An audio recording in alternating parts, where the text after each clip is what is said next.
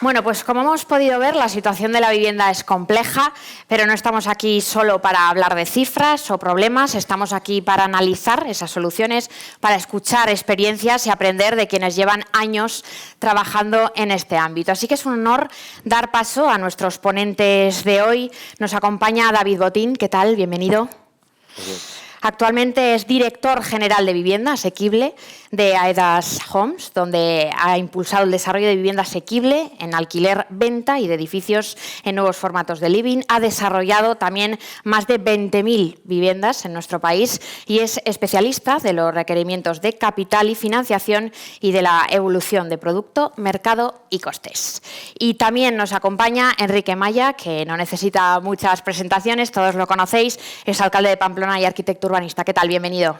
Gracias. Bueno, hechas ya las presentaciones, habiendo visto el vídeo, vamos a comenzar por el diagnóstico, por el contexto, por ese análisis. Así que, Enrique, voy a empezar contigo y voy a empezar con lo que vemos todos, con lo que hemos visto en estos años, porque es verdad que desde tu experiencia has visto cómo ha evolucionado el problema en materia de vivienda.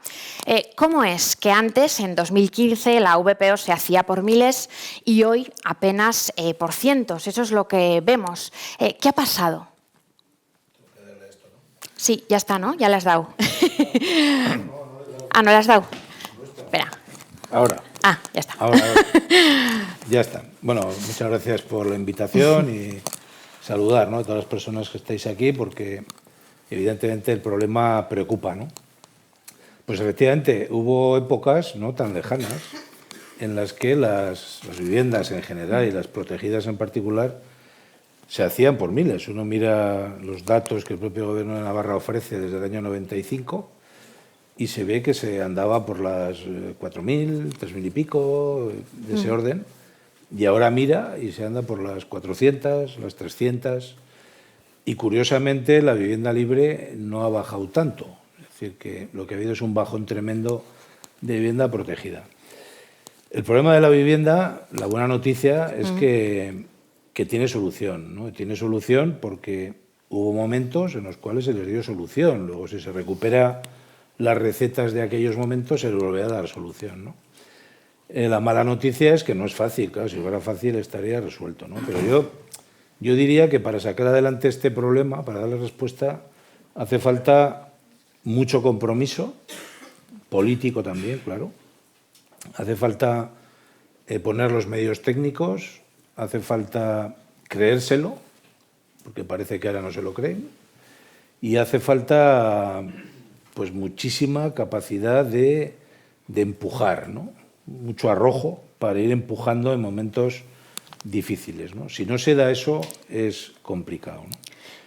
Y, por supuesto, mayor consenso político, ¿no? Pero yo creo que en este momento está jugando mucho la ideología, ¿no? La ideología es que parece que hacer nuevos desarrollos no es muy progre, parece que lo que hay que hacer es regenerar lo que ya está hecho. Yo vengo de ahí, yo he estado toda mi vida en políticas de rehabilitación y claro que creo en ello. Pero por mucho que quieras rehabilitar, con eso no generas 25.000 viviendas, vamos, ni de lejos, ¿no? Si uno mira el mapa de Pamplona, pues ¿cuántos habitantes hay? Pues desde los años 90 hasta ahora, que antes no estaban, ¿no? La población del Casco Viejo, donde se ha regenerado más, está estabilizada. La del Ensanche está estabilizada. Iturrama está estabilizado. Los barrios históricos no han incrementado su población. Han incrementado su población los nuevos, evidentemente. Desde aquel Mendillorri, que echándole muchas ganas hubo un gobierno que lo sacó adelante, pasando por Ripagaina, que también se sacó adelante a base de muchas ganas, San Jorge, Ezcaba, Lezcairu, que es un plan, yo creo, hecho en tiempo récord. En el 2003 se adjudicó el planeamiento y en el 2006 sacamos a concurso las primeras parcelas que fueron para UGT y comisiones. Los dos primeros manzanas que se hicieron, los que recordáis Lezcairu, eran de UGT y comisiones. En 3 años estábamos ya vendiendo el suelo. Claro, Ahora hablaremos, porque el suelo también es Claro. un problema que luego vamos a analizar, pero ahora que estamos en el diagnóstico, Sí. David, veo que asientes con la cabeza. Lo has vivido también en tu caso desde tu sector. Hablas de un mercado roto, y quiero empezar introduciendo en este diagnóstico, en este análisis, este término. ¿De qué estamos hablando cuando hablamos de un mercado roto? Bueno, en primer lugar, gracias por invitarme. Y en segundo lugar, yo estoy aquí como empresario y, por lo tanto, voy a dar una opinión lo más objetiva posible de lo que está pasando y una visión nacional, que luego, si queréis, podemos descender a Navarra, pero que es muy parecida en casi todos los mercados, quizás algunos mercados con un poquito más de gravedad. Cuando digo un mercado roto es que, por contextualizar un poquito a nivel nacional lo que ha pasado en estos años, o más bien lo que no ha pasado, y por entender lo que está pasando, es decir, nosotros en las últimas 70 décadas en España, 7 décadas en España, en los últimos 70 años, hemos producido de forma sistemática 3 millones de viviendas cada década, es decir, 300.000 viviendas al año. Y esto ha sido desde los años 40. Desde el año 2008 en adelante apenas han hecho 1 millón de viviendas. La última década ha producido 700.000 viviendas. Estamos hablando que estamos produciendo 5 veces o 6 veces menos de lo que necesita este país. En la parte contraria, tenemos una demanda que está creciendo principalmente por motivo de la inmigración y el desdoblamiento generacional, que se cifra aproximadamente en 300.000 viviendas. Por lo tanto, estamos produciendo 70.000 y estamos demandando 300.000. Pero es más grave en la vivienda asequible, como decía Enrique. Es decir, solo el 10% de la vivienda en los últimos 10 años ha sido asequible, es decir, 70.000 viviendas de las 700 que hemos producido, mientras históricamente hemos producido aproximadamente un 50% de vivienda protegida. Entonces, cuando hablo de mercado roto, me refiero a que estamos en un país donde tenemos una demanda de 300.000 personas, de 300.000 familias, y estamos produciendo 70, pero esas 70 no machean con la demanda. Es decir, nuestros demandantes son demandantes de vivienda asequible, de viviendas de 200.000 euros. Estamos produciendo vivienda a 350, 400, a 500.000 euros, depende de los mercados. Por lo tanto, el mercado está roto en la medida que estamos produciendo una vivienda para la gente que no necesita una vivienda y no estamos produciendo vivienda para la gente que necesita vivienda, ¿no? Y precisamente hablando de esa oferta, como estamos también pegados a la actualidad, hoy se ha publicado una noticia que arroja un dato demoledor. Voy a leer: 1/3 de los alquileres que vencen este año abandonarán el mercado por la falta de incentivos y las medidas punitivas. Concretamente, un 24% de los propietarios prefiere vender antes que seguir alquilando. ¿Estamos ante un colapso definitivo del alquiler a larga duración en España? Bueno, déjame terminar, contextualizar lo que te estaba contando antes. ¿Por qué ha ocurrido esto? Esto ha ocurrido porque en los últimos 70 años hemos hecho una política de vivienda que estaba basada en la generación de suelo, estaba basada en la financiación masiva, sobre todo al comprador de vivienda social, y estaba basada en el apoyo de la Administración. Y todo eso en el 2008, con motivo de la intervención en la crisis económica, ha desaparecido y no se ha recuperado. Por lo tanto, no ha existido política de vivienda. Y la política de vivienda que existe es una política de corto plazo que lo que está haciendo es tomando medidas de este tipo, claro, que en lugar de fomentar el acceso a la vivienda, lo que están haciendo es justamente tener el efecto contrario, ¿no? Entonces, efectivamente, todo lo que está ocurriendo en el mercado de alquiler, en el mercado de alquiler esto es muy sencillo. Para incrementar el mercado de alquiler hay que tener unas condiciones, digamos, de seguridad jurídica y de rentabilidad adecuadas. Si eso no se cumple, el capital, que en el fondo es lo que necesitamos para hacer estas viviendas, capital y financiación, ambos, banca y capital, necesitan tener un mercado estable donde la ecuación riesgo-rentabilidad sea proporcionada, ¿no? Y está ocurriendo justamente lo contrario, es decir, estamos tomando medidas que lo que hacen es asustar al capital, asustar al propietario y, por lo tanto, retirar del mercado las viviendas. Hoy en Madrid hay 25.000 viviendas a la venta de las grandes carteras que se han hecho de promoción. Es decir, todos los fondos que han hecho promoción durante los últimos 7 años han decidido vender sus carteras de vivienda. ¿Quién las está comprando? No le está comprando un capital que quiera alquilar de nuevo las viviendas. Está comprando un capital que ha visto la oportunidad de comprar esas viviendas para sacarlas al mercado y tener una rentabilidad en venta. Es decir, estamos empezando a destruir, en lugar de construir, estamos empezando a destruir el mercado del alquiler, pasando de nuevo las viviendas en alquiler a viviendas en propiedad. Claro, porque esta fuga masiva de pequeños propietarios también, ¿cómo afecta también a vuestra estrategia, decías, ¿no? De esos nuevos formatos, por ejemplo, de living, o que hemos comentado antes, o de ese alquiler asequible? ¿Afecta directamente? Bueno, los formatos de living, lo que está ocurriendo es que se están desvirtuando. Es decir, los formatos de living, tanto de estudiantes como principalmente co-living, flex living y senior living, son formatos que tratan de responder a una demanda nueva. Hace 20 años existía una unidad familiar, 2 unidades familiares, hoy tenemos 10, 12, 14 modos de convivencia distintos. Entonces, estos modelos tratan de dar respuesta a esa nueva demanda de vivienda. ¿Qué ocurre? Que se están desvirtuando porque el problema de la vivienda es tan grave que entonces han empezado a responder al mercado residencial, de forma que, pues que lo que está ocurriendo es que se está empezando a generar una pequeña burbuja en el living que va a acabar probablemente con situaciones como las que vimos en los loft, etcétera, ¿no? Y para entender este problema, que también lo has mencionado, hay que hablar también de ese bloqueo administrativo. El urbanismo, también decíamos, ¿no? Está muerto. Apenas se han desarrollado nuevos suelos, y aquí Enrique también puede entrar, reduciendo la capacidad de ampliar la actividad.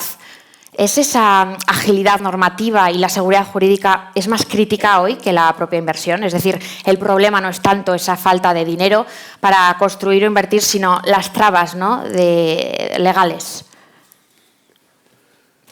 Bueno, si lo que quieres, ocurre ¿no? lo que está ocurriendo es que, básicamente el urbanismo está desapareciendo. Es decir, las ciudades siempre han sido planificadas a largo plazo y el territorio siempre ha sido planificado a largo plazo. En estos momentos, la planificación de las ciudades ha desaparecido. De las 50 capitales de provincia españolas, tan solo 3 han revisado sus planes generales en los últimos 20 años. Es decir, no hay nadie que crea ya en la planificación, no se está planificando. Los tiempos de la política son distintos de los tiempos del urbanismo. Los tiempos del urbanismo son tiempos de largo plazo y entonces la política, en general, la administración, en general, lo que ha hecho es abandonar la planificación porque sale de su calendario, ¿no? Y esto está generando pues el problema al que hacía referencia Enrique, que luego se complica pues, con los temas de agilidad administrativa, etcétera, ¿no? Pero principalmente yo creo que hay una falta de creencia en la planificación que es muy grave. Nadie piensa en estos momentos, ni a nivel ciudad ni a nivel territorio, nadie piensa a largo plazo. Se ordena en función de la oportunidad en lugar de la estrategia. Enrique. Sí, bueno, yo no coincido tanto en que el urbanismo se ha roto, ¿no? Lo que pasa es que el urbanismo ha caído en unos tics que hacen que si antes era lento, ahora es extremadamente lento o imposible, ¿no? Procesos participativos que no acaban nunca, nuevas exposiciones al público, nuevas aprobaciones iniciales, informes medioambientales, informes no sé qué, son todo. Al final, el informe de género, por ejemplo, una cosa muy curiosa. Entonces, se ha convertido el planeamiento en una cosa tan alejada de la realidad de esta demanda de vivienda que requiere soluciones rápidas que ya nadie cree en él. O sea, yo creo que es al revés, ¿no? Entonces, yo siempre he defendido que la planificación es previa a la ejecución, por muy perentoria que sea la política de vivienda. Pero es que hay que ponerse a ello. O sea, yo creo que por razones ideológicas, lo he dicho antes, el PESIS del TAP dudo mucho que prospere, el de Donapea dudo mucho que prospere, el de Barañáin, el Plan Conjunto de Barañáin, el IPEA, otra vez también lo han parado, el de la universidad ya veremos a ver, que lleva ya, no sé, 12 o 13 años en marcha. O sea, yo creo que hay una voluntad por parte de los que ahora gobiernan de que no se impulsen, aunque digan que se quieren impulsar. Y se pueden impulsar. El plan de Pamplona costó aprobarlo 10 años. Muchísimo tiempo. Bueno, pero se aprobó. Lezcairu se hizo en tiempo récord. Y se podía hacer. Entonces, ¿por qué se podía? Porque se quería. Y porque había unas mayorías políticas que querían sacarlo adelante. Ahora dicen que quieren, pero no quieren. El mundo fake ha llegado al urbanismo. Ese es el problema. Yo digo que voy a hacer 100 viviendas, 20 veces ya llevo 2000, pero tengo 0. Entonces yo lo que tengo que reclamar es que quienes están ahora al mando de gobierno, de ayuntamientos importantes, de Pamplona, por supuesto, que oye, que se pongan las pilas y aprueben de verdad. Ojalá me equivoque, ojalá mañana me lea en el periódico, se aprueba el PESIS del TAV. Ojalá, pues oye, me equivoqué. Yo estoy convencido de que no, porque no puede. Entonces, claro, querer darle la vuelta a esa falta de suelo a base de zonas tensionadas, hago una vivienda aquí, otra allá, hago una rehabilitación, todo eso no es viable. Entonces, no es que haya decaído el urbanismo, es que no se están poniendo en serio a aplicar lo que el urbanismo siempre ha sido. Porque, ¿por qué se hizo Mendillorri? ¿Por qué se hizo Ripagaina? Yo creo que me estás dando la razón, Enrique. Yo no digo, o sea, cuando hablo la de mía que es un poco más positiva. No, cuando ha caído el urbanismo, digo, si hubiéramos tenido una visión y una planificación de esta ciudad o de cualquier otro sitio de España, desde el 2008 hubiéramos aprovechado para desarrollar suelo, para planificar y para desarrollar suelo. Es decir, no se ha hecho nada en los últimos 15 años o en los últimos 20 años. Entonces, se ha perdido el sentido de la planificación y del largo plazo, porque si no, esos suelos estarían hoy construidos. Entonces, ¿es un tema de voluntad? Por supuesto que es un tema de voluntad. La planificación es un tema de voluntad, es pensar en el futuro, en la ciudad que yo quiero, en el territorio que yo quiero. Entonces, es decir, si no se ha hecho, es que el urbanismo ya no existe. Cuando se diseñó el ensanche de Pamplona, se desarrolló durante 40 años. Tú de eso sabes más que yo. O el Plan Cerdá, o el barrio de Salamanca. Es decir, las ciudades se planificaban para los siguientes 30 o 40 años. ¿Está planificada la ciudad de Pamplona o cualquier otra ciudad en estos momentos a 30 o 40 años? Ninguna. Que no nos queda suelo. Bueno, nosotros compramos suelo en el 2003 en el AVE, nosotros compramos suelo en el 2005 o 2006 en Gendulain. Es decir, tenemos todo el suelo, bueno, ya lo tienen los bancos, ¿no? Pero ahora no sé quién lo tiene. Pasó por los bancos y ahora ya no sé quién lo tiene. Pero el sector, por ejemplo, apostó por eso y, sin embargo, ha sido la administración quien ha sido incapaz de sacar esto adelante, ¿no? No estoy poniendo apellidos ni nombre a la administración, digo en general. Entonces, cuando digo el urbanismo ha muerto, me refiero a que esa visión a largo plazo ha dejado de existir en nuestros territorios. Habéis mencionado también un término importante que es el tema del suelo.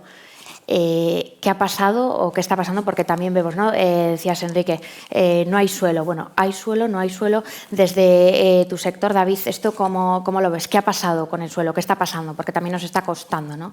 Esa parte y viene a ser un problema dentro de ese contexto y ese análisis. Bueno, yo lo acabamos de decir, porque no hemos tenido la visión de largo plazo y entonces esto nos ha atropellado. En el 2008 parecía que el mundo se iba a acabar, que no íbamos a vender una vivienda más en nuestras vidas y al final lo que hemos hecho es ha desaparecido el tejido, y luego hablaremos de eso, ¿no? el tejido empresarial y sobre todo hemos dejado de generar suelo, ¿no? Y como digo, la política de vivienda de este país durante los últimos 70 años, el primer motor ha sido la generación y transformación de suelo. No solo la generación, sino la transformación.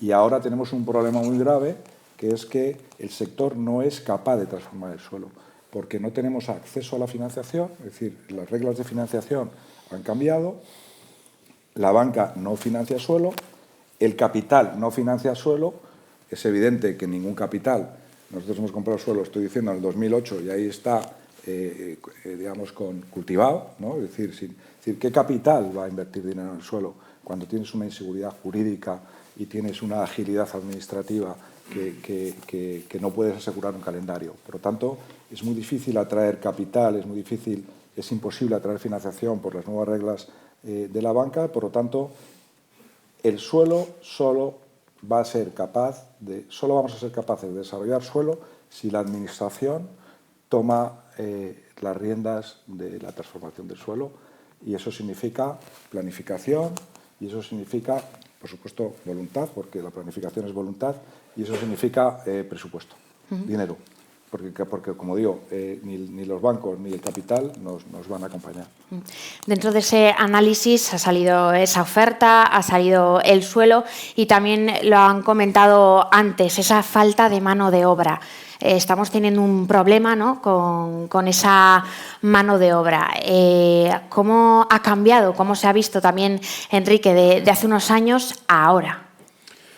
Bueno, hay falta de mano de obra y un encarecimiento tremendo de la construcción, hasta el punto de que hacer hoy VPO con los precios de la construcción pues es prácticamente imposible, ¿no? Lo que pasa es que ahora como han inventado una fórmula muy curiosa que es la VPO que cuesta más que una VPO, o sea, la han inventado con maristas, lo cual yo no era consciente de que podía costar más la VPO que el módulo, ¿no? Entonces, digo, al usuario, ¿no? Entonces, si de verdad queremos hacer vivienda asequible, una de las cosas, y me consta a mí que se está trabajando, pero es compleja, pues es industrializar, reducir costes y bueno, eso es clave porque si te cuesta tanto construir no puedes hacer nada. En cuanto a la mano de obra, pues efectivamente aquí no hay, cada vez hay menos mano de obra, ¿no? Pero bueno, ahí está también la inmigración, que muchas veces se les achaca muchos problemas a la inmigración, pero vosotros tendréis más datos que yo, los que estáis en el sector, pero hoy por hoy la inmigración en la construcción está sacando las castañas del fuego a muchos constructores que no encuentran mano de obra aquí, pero viene mano de obra de otros lugares y están construyendo. Hay que también que destacar eso. Hay que formar, hay que preparar, hay que mejorar de todo, y eso es una de las cosas que hay que hacer, pero eso suena como muy largo, ¿no? O sea, yo creo que hay que trabajar en muchos frentes. Y el absolutamente imprescindible es que el TAP, en Tudela, por ejemplo, Gardachales, yo qué sé, hay muchas, de Donapea, esos hay que ponerlos en marcha urgentemente, hay que ponerlos en marcha ya, porque si no hay suelo no se va a poder. Insisto, a base solo de pequeñas actuaciones de regeneración no generas 25.000 viviendas protegidas que hoy por hoy se están demandando. Esa es la situación, aparte de muchas más cosas que podemos hablar si quieres. David, déjame hacer una... súbete el micro que me están diciendo eso, que no se escucha. A ver, ahora. ¿ahí mejor? Ahora. Sí, ahí mejor. Yo creo que tenemos un problema que no es tan a largo, que es muy a corto, y además estamos en un foro empresarial, que es la incapacidad o la falta de capacidad de construcción, y que yo creo que ya es inmediato, porque si queremos, en lugar de hacer 1.500 viviendas que se hacen en Navarra, 3.000 o 4.000, tendrá que haber constructores que hagan esas 3.000 o 4.000. Y si queremos en España multiplicar por 3 también, de 70 a 300.000, pues tendremos que multiplicar la capacidad de construcción. Y si yo le pregunto a algún constructor que haya por aquí delante, que he visto alguno, si es capaz de hacer el triple de viviendas de las que hace ahora mismo, me dirá que no, porque casi no tiene capacidad de hacer las que tiene en cartera ahora mismo, ¿no? Es decir, y si le pregunto a cualquiera de los que están aquí, que se dediquen a otra cosa, si es capaz de al día siguiente levantarse de aquí y hacer el triple de lo que está haciendo en su trabajo, su producción, si es un electricista o si es un médico, lo que sea, me dirá que no. Entonces tenemos un problema que también es muy grave, porque la falta de capacidad de construcción, hemos perdido 1.200.000 empleos en la construcción. Entonces, esto pasa por las medidas que ha dicho Enrique, por supuesto, la formación, la atracción de mano de obra, que sería bueno elegirla en origen, elegirla, entiéndeme, es decir, yo los casos que conozco de constructoras que han ido a origen a buscar empleados para que vengan aquí han tenido grandes problemas. Es decir, aquí se cuela todo el mundo, pero si tú vas a buscar mano de obra especializada a otros países es imposible traerla. Administrativamente es un infierno, ¿no?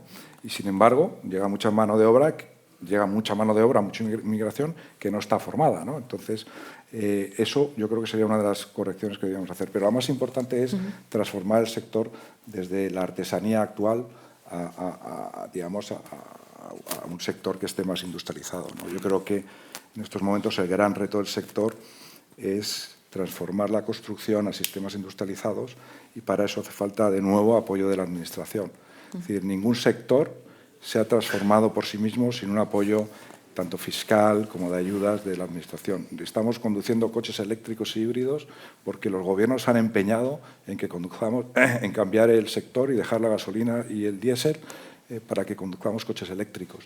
Y eso ha sido a base de subvenciones a los productores, de subvenciones a los compradores, de ayudas de no pagar el parking, etcétera, etcétera, etcétera. Entonces, yo creo que debemos de tomarnos como sector y como administración de forma conjunta este tema muy en serio, porque debíamos en poco tiempo debíamos de ser capaces de que nuestros suelos fueran lugares donde ensamblamos la construcción y, por lo tanto, especializamos la mano de obra, atraemos mano de obra en unas condiciones distintas, porque no es lo mismo trabajar en una fábrica que trabajar en la intemperie, por lo tanto, ayudamos a las mujeres a que se incorporen también al sector de la construcción, ¿no?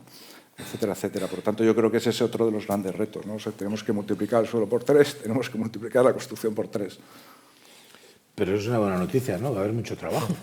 Sí, sí. Quiero decir, No, si yo no trato de ser negativo, no, trato de ser realista. Que dentro de la lógica del mercado, que empiezo, no lo he dicho al principio, pero lo digo, yo creo en la iniciativa privada, creo en los acuerdos público-privados, creo que hay que bajar impuestos, creo que es muy buena cosa que el dinero esté en manos de los ciudadanos porque saben generar muchas cosas que la administración no genera.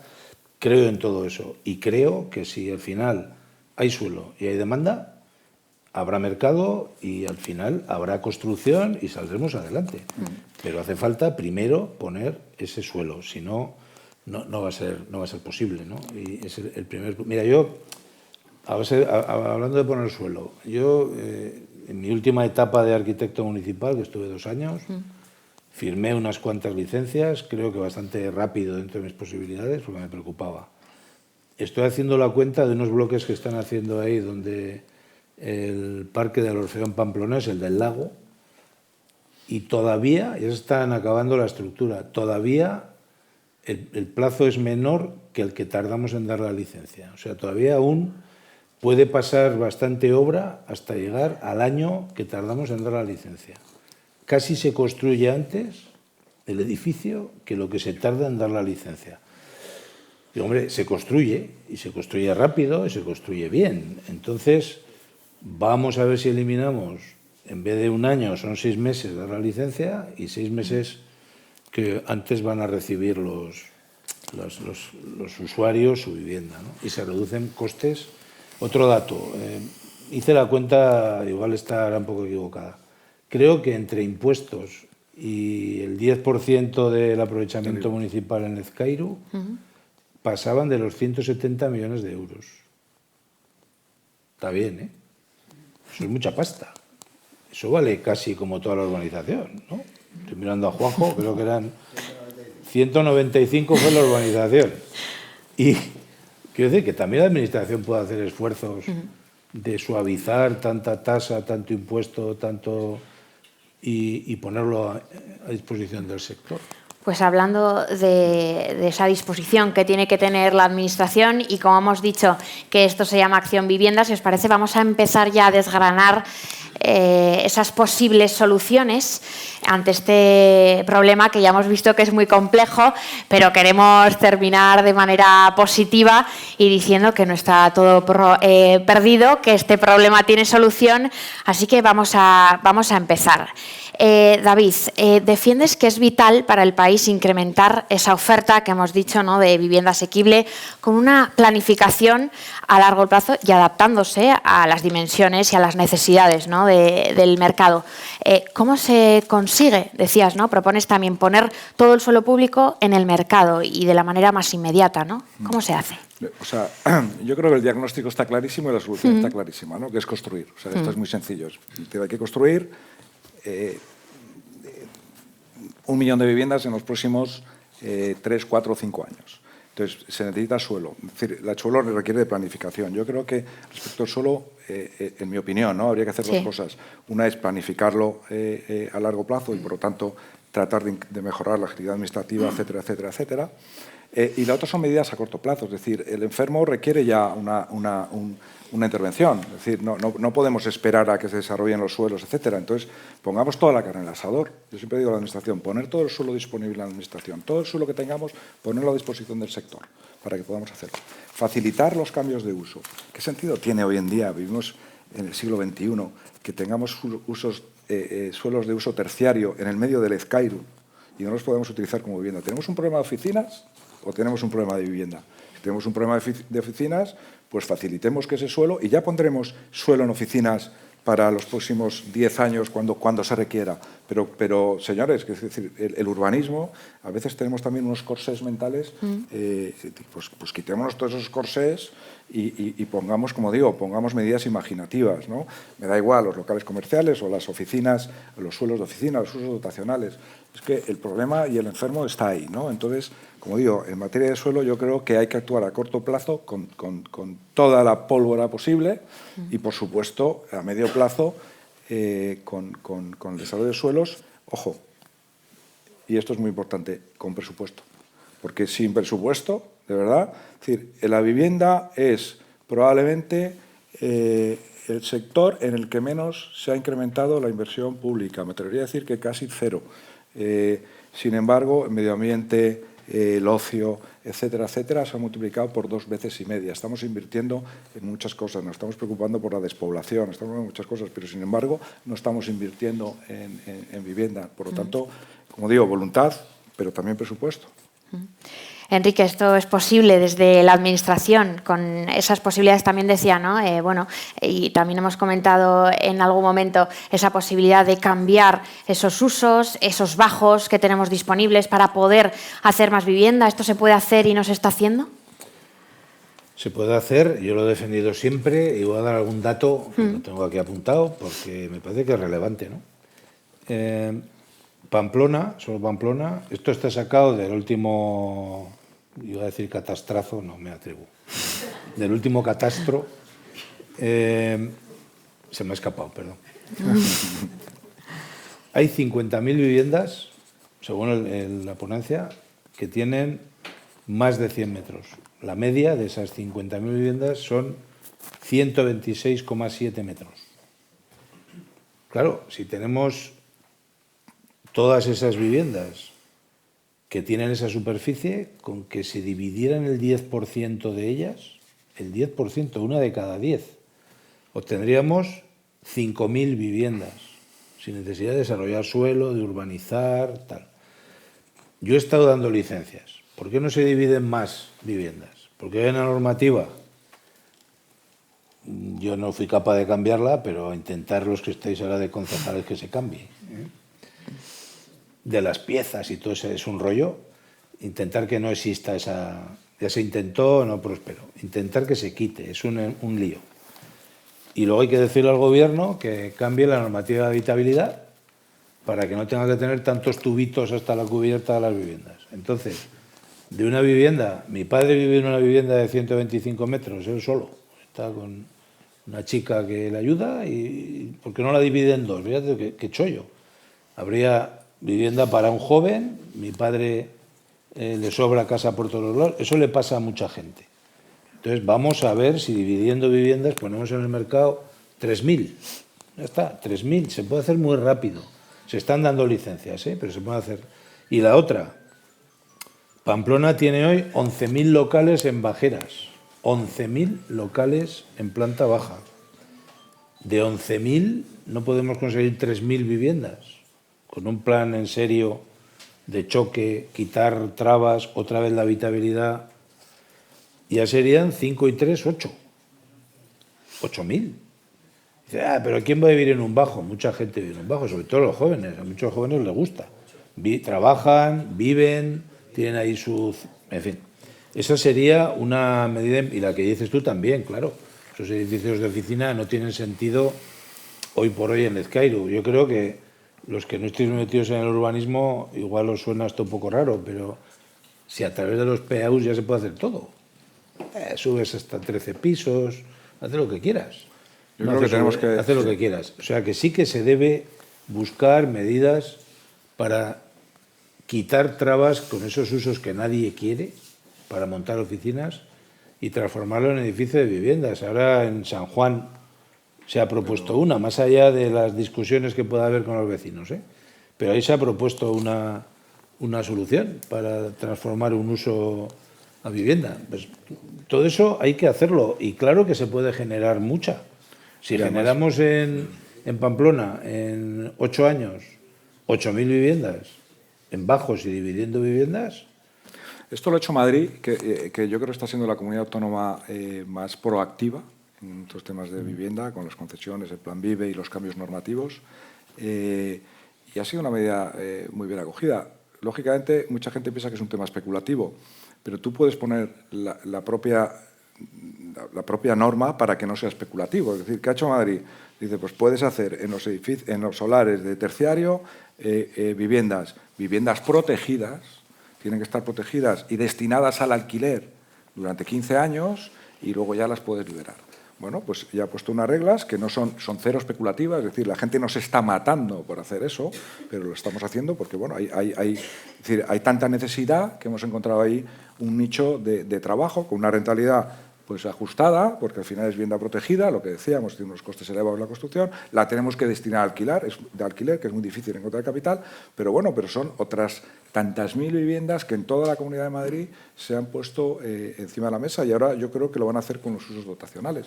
O los incrementos de edificabilidad. Y bueno, al final es que yo digo que nos tenemos que quitar muchos corsés mentales con los usos, con la edificabilidad. Oye, pues si tienes unos solares, pues yo qué sé, regúlalo de alguna manera. Tú lo hiciste en Soto de Ezcairu, ¿no? Viendo con medidas que fomentaron, urgentes, sí. Que fomentaron al final nos dabais más edificabilidad, porque dejabais de computar cosas y fomentasteis... La fórmula mágica. Sí, fomentasteis tal. Yo creo que hay muchas medidas imaginativas que se nos ocurren a todos, pero que el sistema es incapaz de ponerla en marcha por los corsés, como digo, los corsés normativos que tenemos aquí metidos en el urbanismo del año 56, ¿no? Cierto. También lo hemos comentado al principio y por ir también hablando de esas soluciones, hablando de la financiación, ¿no? Que es otro problema que tenemos. Hay que aumentar, decías, la capacidad de producción por 3, ¿no? Que es lo que proponéis. Claro, esto, ¿cómo convencemos a la banca para esto? Para que financie también más del 80% y romper también, ¿no? con ese muro. ¿Cómo se hace esto? Bueno, a mí, o sea, estaba pensando ahora, me está dando un poco de miedo, igual estoy pareciendo un poco negativo. Yo lo que quiero es, estoy tratando de describir la realidad y por lo tanto el problema, porque creo que cuando seamos todos conscientes, pues pondremos las medidas. Entonces, vuelvo a decir lo mismo, tenemos que multiplicar por 3 muchas cosas y también la financiación. Entonces, la banca presta al sistema hoy en día entre 10.000 y 12.000 millones. Nos está prestando al sector 12.000 millones de euros. Si tú le vas a la banca mañana y le dices que te tiene que prestar 36.000, te dirá que no tiene 36.000 millones para prestar, porque le consumen capital, porque tal y cual. Es decir, entonces, yo lo que digo es que tenemos que anticipar todo esto. Entonces, tenemos que estar hablando con la banca. El Estado tiene que ser consciente de esto. Tiene que poner mecanismos a través del ICO, a través de lo que sea, de las garantías del Estado necesarias para que tenemos 8 bancos prestando. Antes teníamos 36, 37, no sé cuántos. Ahora tenemos 8 bancos prestando. Tú dile mañana al Santander que en lugar de 2.500 millones, que es lo que presta, tiene que prestar 7.500, 8.000 millones. Pues te dirá que no puede, ¿no? Entonces, cuando digo esto es decir, ¿cómo convencemos a la banca? Pues yo creo que vuelve a ser otra vez labor, en este caso, del Gobierno y del Estado, anticipar esa realidad y articular las medidas necesarias que probablemente pasen por algún cambio normativo a nivel Banco Central Europeo y probablemente pasen también con ciertas garantías del Estado para que la banca pueda incrementar esa capacidad de financiación. Desde las administraciones, esa financiación, ¿qué se puede hacer, Enrique? Antes he dicho que el Ayuntamiento de Ezcairu obtuvo como 170 millones de euros. Claro, es que sacar adelante el suelo por los mecanismos de los momentos buenos es fácil, ¿no? Cobras al promotor su cuota por adelantado, lo guardas en tu caja del ayuntamiento para ir poco a poco luego sacando la obra y cuando se te va acabando vuelves a pedir más. Bueno, eso ya no va a poder ser así seguramente. Habrá que articular medidas para que el promotor, que es finalmente el que acaba pagando la urbanización, no lo olvidemos, pues pueda meterse en ese tinglao y habrá que, yo qué sé, tendrá que adelantarse el ayuntamiento. Dice, bueno, si se urbaniza, voy a cobrar todo ese dinero, pues voy a arriesgar yo también y voy a meterme a como adelantar con mi capacidad económica, intentar adelantar a cargo del futuro. Pues yo creo que hay que cambiar todos esos chips. En gerencia, y es un dato real, yo cuando era gerente y cuando llegó la crisis del 8 teníamos como 50 millones de euros en la caja. ¿Qué hicimos? Sacarlos para ayudar a poder urbanizar. Claro, no le gustaba eso a los técnicos. Es mejor tener 50 millones en la caja que no tenerlos, claro. Pero ahí está el Ezcairu, hecho. O sea, la propia administración saca mucho del urbanismo, tiene que ir pensando que hay cosas que igual tiene que sacar menos. Por ejemplo, si queréis hablamos luego, del ICIO, todas estas cosas, todos estos impuestos, y tiene que arriesgar también. O sea, cuando yo digo que hay que implicarse de verdad, no es implicarse como en los buenos tiempos, es implicarse de verdad en los malos tiempos. Si de verdad creemos que hay un problema de vivienda, todo aquello que impide que salga adelante la vivienda nos tenemos que implicar como administración e intentar. Habrá que gastar menos para otras cosas, hay que priorizar. Ese es el reto. Fíjate, Enrique, que eso es una cosa que Navarra se ha hecho siempre muy bien. O sea, Navarra ha sido fue pionera en materia de urbanismo y de desarrollo de suelo. Es decir, en Navarra se han expropiado, se hizo Mendillorri con una expropiación, se utilizó el sistema de expropiación, que yo no lo he vuelto a ver en España en ningún sitio. Se utiliza el sistema de cooperación, que prácticamente no lo hace nadie, pero intenta Pamplona ha sido un ejemplo de todos los desarrollos a través de la cooperación. Es decir, va por delante, tira del carro. Es verdad que antes era más fácil porque pedías dinero al promotor y el promotor te lo daba, no porque lo tenía, sino porque se lo pedía al banco y el banco se lo daba. Eso ya no es posible, pues habrá que cambiar el sistema. Pero desde el punto de vista del expertise que tiene las administraciones de Navarra para eso, yo creo que siempre hemos sido pioneros en eso, ¿no? Por eso resulta un poco chocante que no seamos capaces hoy de encontrar mecanismos que nos permitan, sobre todo en Pamplona, donde tenemos ya como 4 suelos supermaduros, ¿no?, que llevan madurando 20 o 25 años, ¿no?, y no seamos capaces de desarrollar ninguno. Lo he dicho antes, pero quiero recalcarlo. Es decir, cuando sacamos adelante el Ezcairu en un momento durísimo, que había casi que parar las obras cuando aquello era una explanada de tierra, el sector, y hablo del sector sobre todo de promotores, constructores de aquí, que seguramente si no hubieran sido los de aquí no se hubiera hecho, porque ellos también, yo creo que les tocamos el corazón también, diciendo no podemos fallar. Y esos promotores, a base de colaborar la iniciativa privada y la administración, entre todos sacamos adelante el Ezcairu. Pues yo creo que si entre todos trabajamos como se debe y se puede trabajar, confiando, que a veces oyes hablar de los promotores y fondos buitre, o confiamos en la capacidad de la iniciativa privada en sacar esto adelante o estamos muertos. Entonces, de esa colaboración, si fuimos capaces de hacerlo, lo vamos a poder hacer otra vez. Pero claro, si no nos lo creemos, será imposible. Yo eso es lo que creo que tenemos que... Has hablado de los fondos buitres.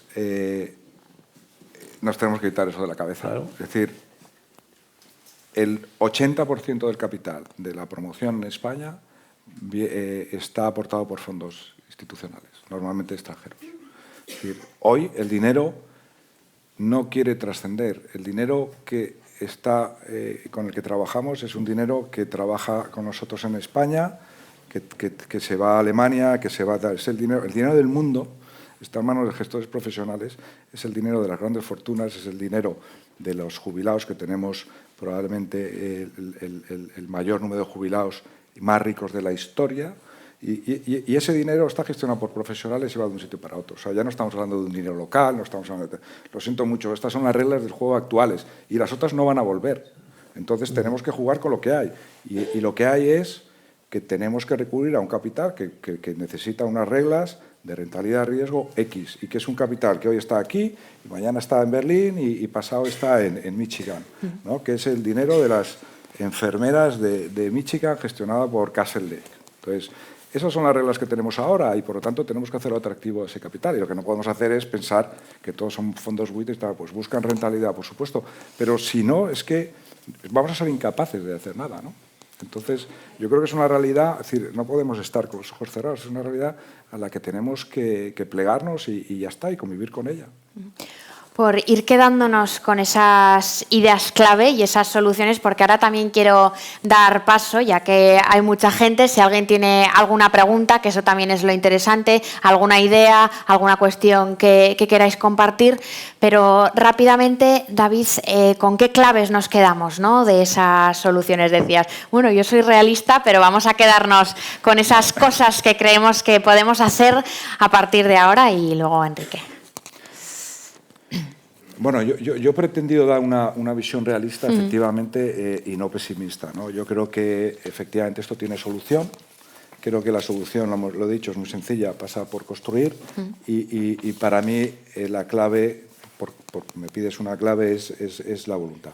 Es decir, sin voluntad no vamos a ser capaces, y la voluntad significa ponernos a trabajar. Mi primer jefe siempre me dijo, a las cosas y a los problemas hay que ponerles un motorcito. Pues si no le ponemos un motorcito a esto, para empezar a construir, para triplicar el suelo por 3, para cambiar el sistema de producción del artesanal al industrializado, para convencer a la banca o al Estado que financie, para todas estas cosas, para atraer el capital. Es decir, yo creo que para hacer esto necesitamos suelo, financiación, capital y capacidad de construcción. Pues ponerle un motorcito a estas 4 cosas para que ocurran. Enrique, entiendo que compartirás estas Claro, claves. sí. Yo creo que básicamente lo primero es alejar este mundo virtual en el que algunos quieren convertir la solución al problema de la vivienda, y hay que bajarlo a la realidad, ¿no? Por difícil y dura que sea, ¿no? Estamos todo el rato... El mundo se llama fake, ¿no? Venga, vamos a hacer aquí, no sé, se va sumando todas las viviendas que yo leo en la prensa que se van a hacer y ya hemos solucionado el problema, pero no se hace ni una. Entonces ya vale de tomar también el problema de la vivienda como una cosa de conveniencia política de un momento determinado para salir del paso. O agarramos el toro por los cuernos o no se va a hacer. Pero además, desde el convencimiento de que es posible porque ya se ha hecho en otros momentos. Es un poco lo que hemos hablado aquí, en todo, hay que trabajar en muchas cosas y hay que aplicarse y hay que tomárselo en serio. Y hay varios asuntos, ¿no? Poner suelo en el mercado. El suelo ya edificado admite muchas viviendas, como he explicado antes, y se puede dar bastante solución sin necesidad solamente de hacer nuevos desarrollos. Hay que ir equilibrando las dos. Y luego el tema de la burocracia, o sea, no sé cuánto supondrá un promotor 6 meses de tardanza en una licencia, no lo sé. Pero no es un tema de coste, que el coste efectivamente es tal. No, también de confianza. Es un tema de que el capital se mueve con unas reglas de rentabilidad anual. Entonces, claro, si tú tienes una licencia, te cuesta un año, pues es un año más que el capital necesita un 15 o un 20%. Claro. No es el coste de la financiación. El coste de la financiación es lo de menos. El problema es el coste del capital. Por eso. O sea, pero en todo caso es muy importante. Sí, el agilizar, claro. ¿no? Entonces, y eso porque también si es no, posible. solo recuperas subiendo el precio de la vivienda. Porque la rentabilidad depende del plazo y del margen. Por lo tanto... Y luego hay cosas que no he comentado, pero que las dejo ahí. Los temas medioambientales. Los temas de las exigencias de la legislación del cambio climático, los temas también a veces patrimoniales, de cosas que se deberían y no se pueden hacer. Yo creo que es urgente reducir las exigencias de calificaciones energéticas en caso de, por supuesto, de rehabilitaciones y otras cosas, ¿no? Entonces, ahí hay un enorme margen, ¿no? Se puede hablar de cosas que hoy el urbanismo exige, que cambiando leyes no exigiría. Estándares dotacionales, zonas verdes. Hay 1000 cosas. Calidad de la urbanización. Hemos hecho urbanizaciones de superlujo. Tamaño de la vivienda. Igual, tamaño de la vivienda. Igual no tiene que ser un bordillazo de Calatorao maravilloso que vale un montón. Se puede hacer otras cosas más baratas también a la hora de urbanizar con total dignidad y reducir costes también ahí. O sea, hay 1000 frentes en los que si nos sentamos se podría mejorar el tema. Bueno, pues está claro que hay muchos frentes, mucho trabajo por delante y ahora sí quiero ver si hay alguna pregunta, si alguien se anima sin vergüenza a aportar algo, a preguntar algo. Adelante. Sin vergüenza. Sin vergüenza. aquí se ha hablado de muchos temas que estoy de acuerdo, la verdad. Por ejemplo, el tema de las bajeras. Yo veo que hay bajeras que meten ruido a los vecinos, que están que si los porros, no sé qué, están causando molestias a los vecinos. Y esos jóvenes que necesitan vivienda no podían tener una vivienda ahí en vez de usar la bajera. Eso por un lado. Por otro lado, el tema del suelo y el tema de los impuestos. A ver, desde que un suelo es rural o no urbanizado, hasta que se dan las llaves de una vivienda, no sé si están entre 40% de impuestos. Es una burrada. Es que es una barbaridad. O sea, quiero decir, estamos hablando de especulación, pero la especulación me parece que viene por las administraciones.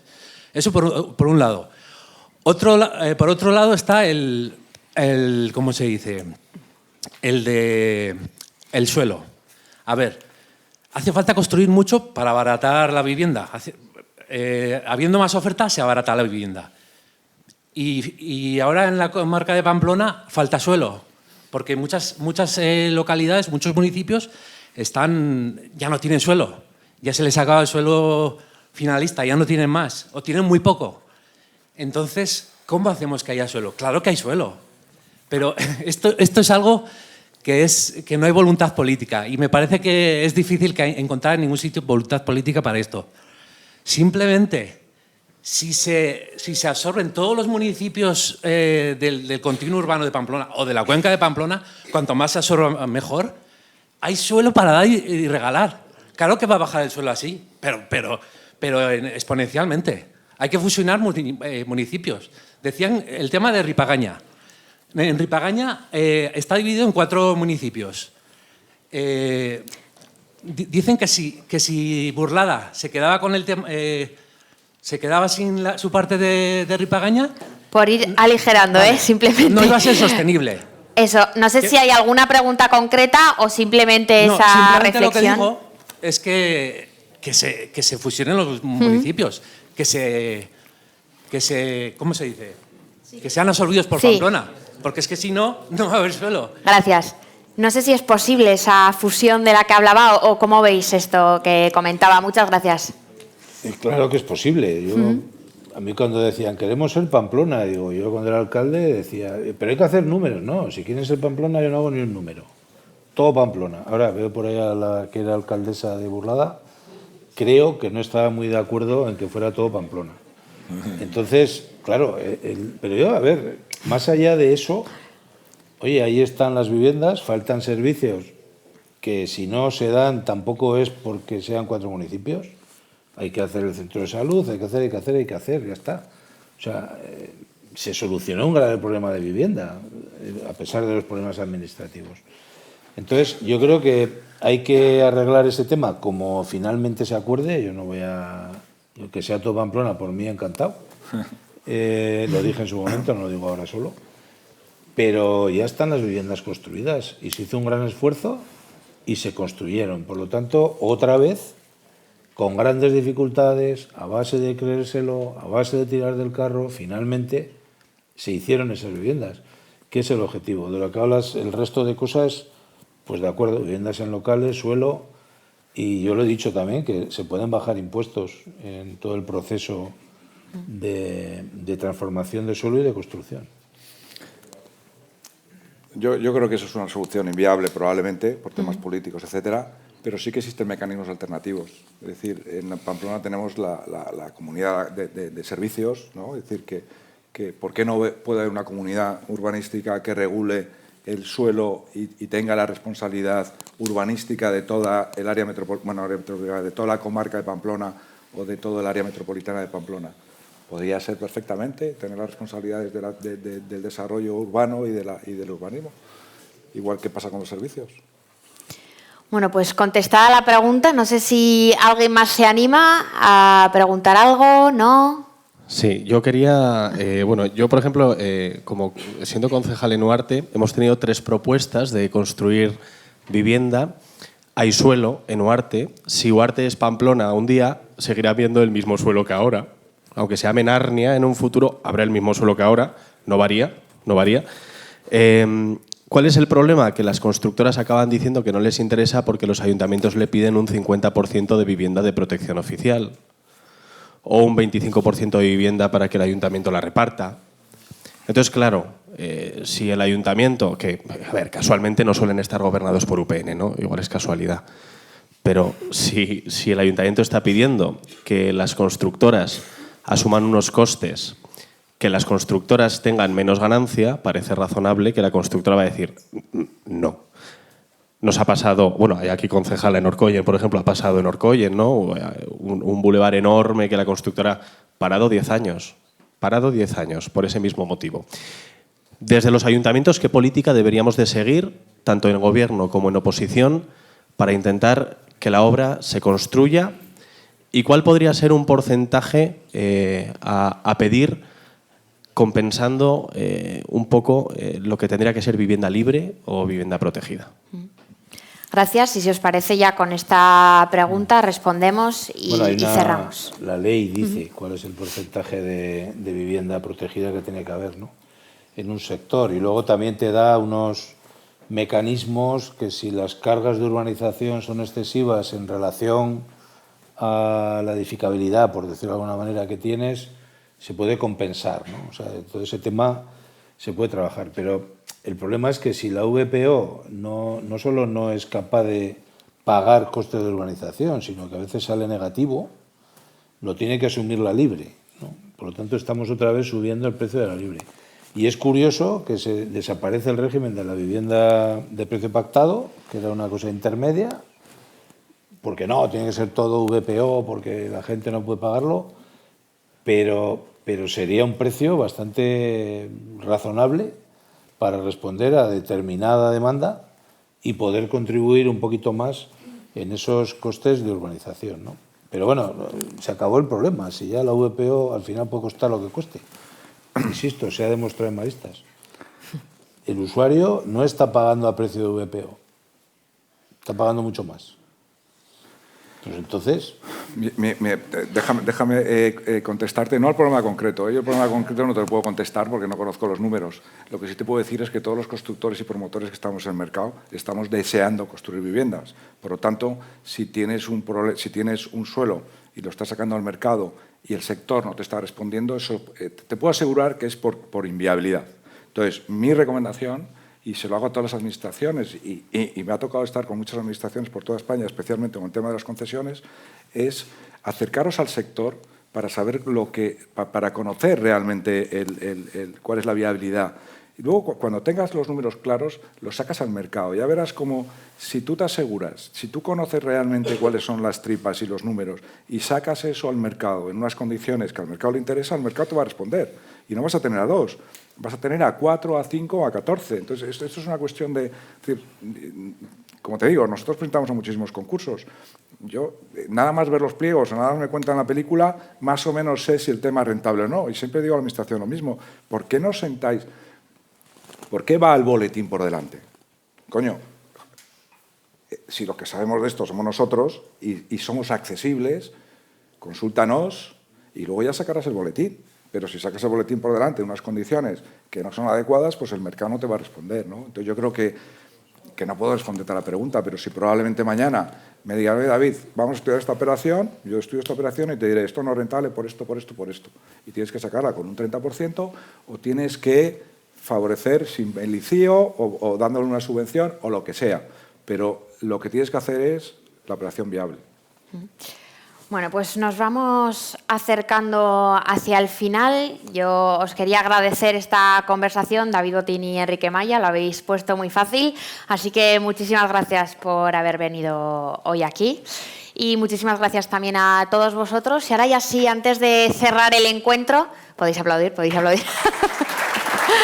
Antes de cerrar este encuentro, quiero dar paso a la presidenta de UPN y a la candidata a la presidencia del Gobierno de Navarra. Gracias.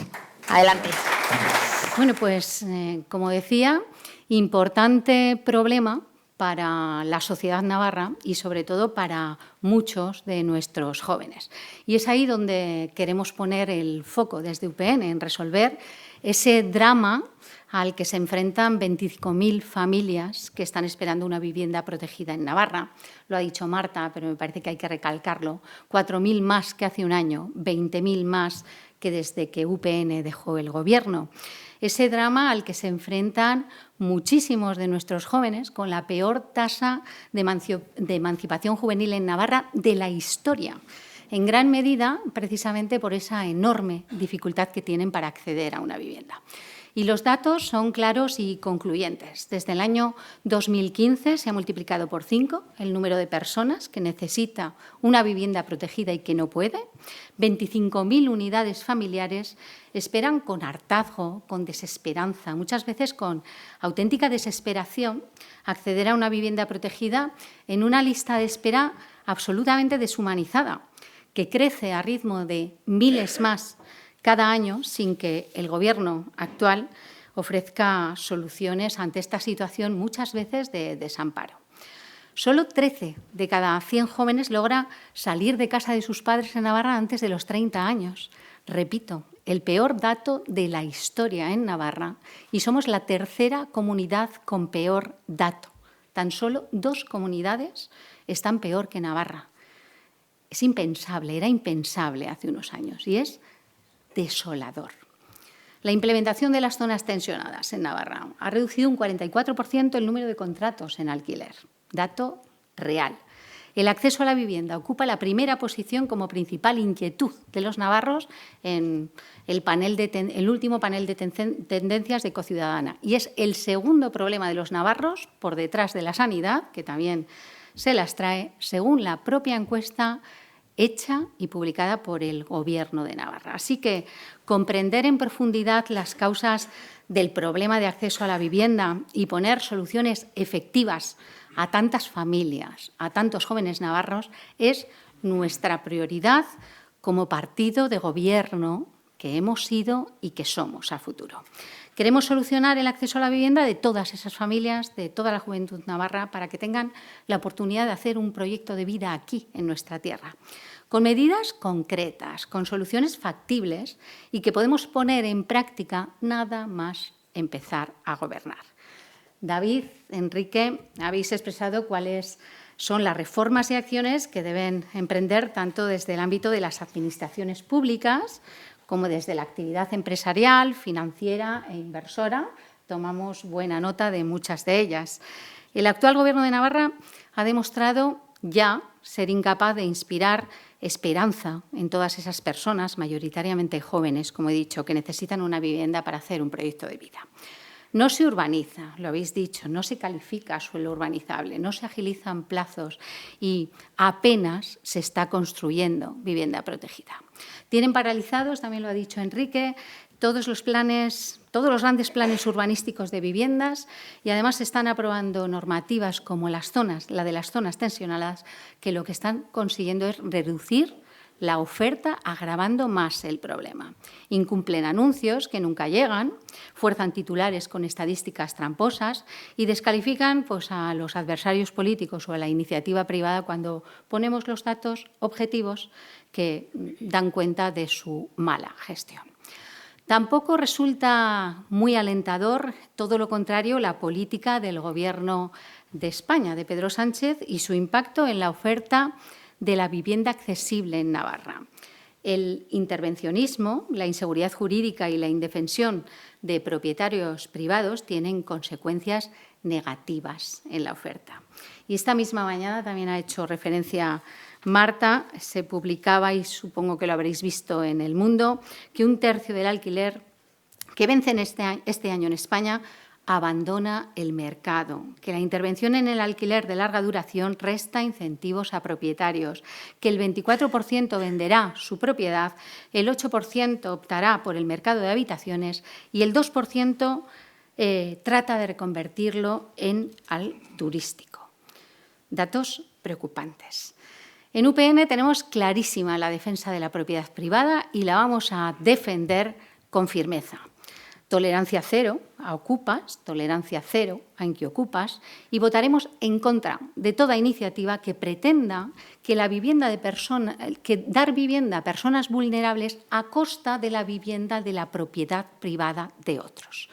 Son, evidentemente, las administraciones públicas las máximas responsables de garantizar un adecuado acceso a la vivienda a precio asequible, creando un clima de confianza y seguridad jurídica para propietarios y también para iniciativa privada que construya y promueva vivienda, poniendo siempre el foco, y que no se nos olvide, en tantas familias y tantos jóvenes navarros que esperan, lo he dicho, pero me parece importante, una vivienda para desarrollar su proyecto de vida aquí.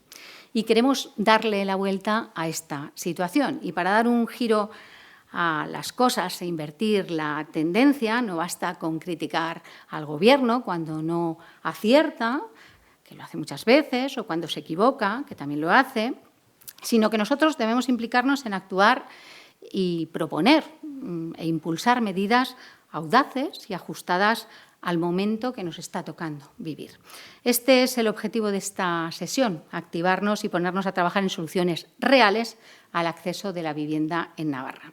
Y tras escuchar vuestro diagnóstico, algunas de vuestras propuestas, desde luego recogemos el guante y lo que tenemos que hacer es afrontar con valentía y sensatez compromisos concretos que vamos a incluir, voy a resumirlos en dos fundamentalmente, en una nueva ley foral de medidas urgentes en vivienda y un plan de choque de construcción de vivienda. En primer lugar, el primer compromiso de UPN es trabajar desde ya en elaborar esa nueva ley foral de medidas urgentes en materia de vivienda. Una ley que recoja un conjunto de reformas necesarias para acelerar la construcción de vivienda protegida. Una nueva ley foral de medidas urgentes que contendrá, en primer lugar, modificaciones de la legislación de ordenación del territorio. ¿Para qué? Pues para lograr un suelo urbano libre de cargas y facilitar así la rehabilitación urbana y la construcción de viviendas en solares vacíos, para recuperar tipologías de vivienda como la vivienda de precio pactado y compensar así las dificultades de viabilidad económica que afectan a las VPO, para aligerar las cargas de urbanización a quienes promueven y construyen vivienda protegida, asumiendo la Administración pública algunas de esas cargas de aquellos proyectos considerados de interés general en relación con la política de vivienda, porque solamente es socialmente útil la vivienda que es viable. Y también para reducir plazos y tiempos de tramitación, eliminando todos aquellos trámites que apenas aportan y que alargan indebidamente todos estos procedimientos. En segundo lugar, una modificación de la normativa de habitabilidad. Habéis hecho antes referencia, ha dicho Enrique que por lo menos podría ser factible 8.000 viviendas solamente con esto.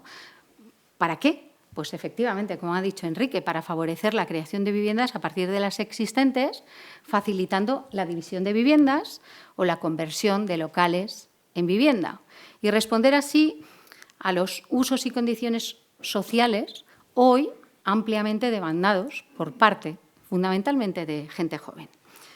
En tercer lugar, la inclusión en la Ley Foral de Vivienda de la eliminación de la burocracia y cambio de sistemas de trabajo de la Administración pública. Se repite constantemente, pero hay que hacerlo ya.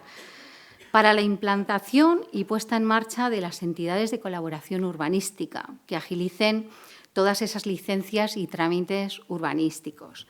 Para otorgar licencias con el proyecto básico y facilitar los inicios de obra con una declaración responsable de disponer de proyecto de ejecución y acelerar todo el proceso.